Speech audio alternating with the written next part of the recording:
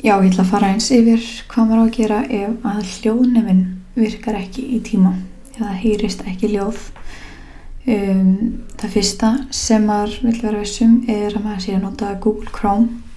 Ég mæli með að hlaða niður Google Chrome og opna hverju í því. Þegar þú komið með Google Chrome að þá best að athuga hérna lásinn sem hér við hliðina á slóðinni og passa microphone hér sé stillt á að lá. Hérna, þegar eru búin að því þá byrjar hann einhverjum að endurræsa síðuna og það gerir það svona. Ef að þetta virkar ekki þá mæli ég með að fara hérna niður og til hægri og smella þessa 3 punkta hér og stillingar og hér getur við stillt hljóðnema. Eins og ég sjá að þá hljóðnemi minn virkur, þannig að þið getur smellt hérna og prófað að tóa hvort að einhver einn sé betur en annar. Þannig ég hef með stillt á hér defaultið.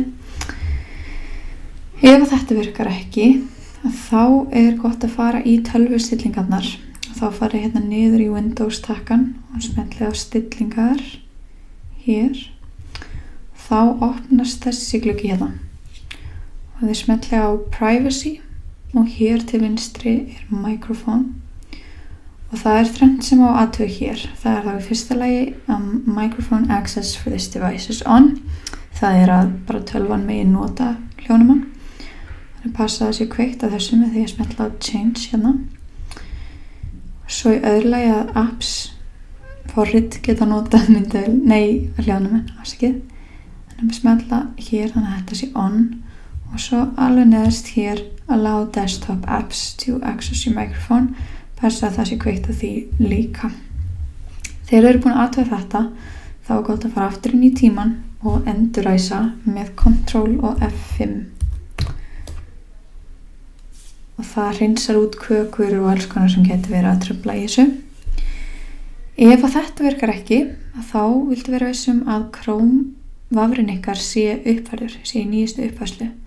Neður smella þessa 3 punkta hérna upp í hægra horni og niður í settings að þá opnast í nýjum flipa settings og smelli hér á about Chrome hérna til vinstri. Þá athugar fyrir ykkur ef að hvort að vafrinn sé uppfærður. Hér sjáum við að ég alveg í bestu uppfærslu hér en annars myndi koma takki og þá getur við hlaðið niður uppfærðan vafra.